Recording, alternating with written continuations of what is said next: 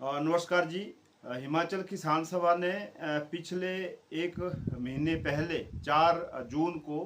सरकाघाट जो police station है उसमें 12 लोगों ने एक शिकायत पत्र दिया था, जिसमें जो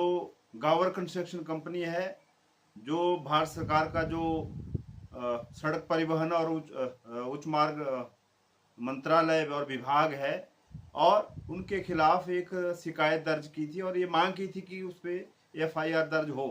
मगर एक महीना बीत गया है, मगर जो सरकाघाट पुलिस स्टेशन है उसमें वो जो एफआईआर दर्ज है वो नहीं हुई है। जबकि अभी 4 दिन पहले जो 30 और जून और 1 जुलाई को शिमला के अंदर एक गावर कंस्ट्रक्शन कंपनी के साथ ही एक मामला सामने आया था। उसमें क्योंकि राजनीतिक तौर पे मंत्री का नाम भी उसमें शामिल हुआ था,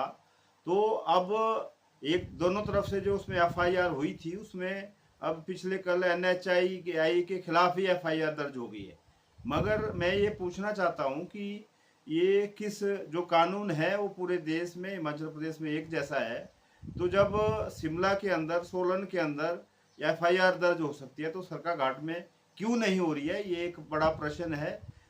2 दिन पहले यहाँ मुख्यमंत्री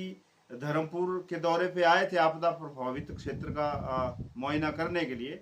और मैं ये कहना चाहता हूँ कि ये जो गावर कंस्ट्रक्शन कंपनी है उसके निर्माण के चलते जो ग्राम पंचायत सरौन है जो आदेवी के साथ लगती है, चोलथरा है, आगे रखो है, जो नगर परिषद क्षेत्र सरकाघाट है, परसदा वाणी ग्राम पंचायत है, आगे जो है सजाव, पिपड़ू, लौंगणी,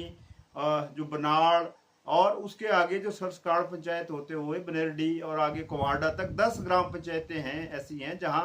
बहुत बड़े स्तर पे अवैध जो है खनन भी हुआ है। साथ में जो डंपिंग की गई है, अवैध कटिंग की गई है, जिसके चलते आजकल धर्मपुर की जो मुख्य सड़क है और जो लिंक रोड है सारे एक तरह से तबाह हो चुके हैं। शिवद्वाला से लेकर धर्मपुर तक जितना भी मलबा ऊपर से आया है वो सारा निर्माण कंपनी के कटिंग के चलते आया है। और जो हम पिछले 3 महीने से एक मुद्दा उठा रहे थे, जो पाड़छू ब्रिज बन रहा था, जो एक डंपिंग वहां की गई थी, हम बार बार बोल रहे थे इस कंपनी पे कुछ कार्रवाई करो। और जो 30 तारीख की रात को जो बारिश हुई उसके चलते वहां एक झील बन गई, और उसके बाद जितना भी मलबा है वो बारिश के पानी से जो है वो बहता हुआ धर्मपुर कस्बे में पहुंच रहा है, नदी में जा रहा है। उससे एक तरह से पूरा जो बाढ़ का जो स्थिति पैदा हुई है उसका मुख्य कारण है। मगर ये सारा कुछ होते हुए भी ये जो यहाँ का स्थानीय प्रशासन है, ये जो सरकार है, यहाँ के नुमाइंदे हैं, वो अभी इस कंपनी के बारे में चुप हो गए, कोई कार्रवाई नहीं कर रहे हैं। पिछले 3 दिन पहले क्योंकि यहाँ कुछ और भी ऐसी घटना हमारे क्षेत्र में हुई है,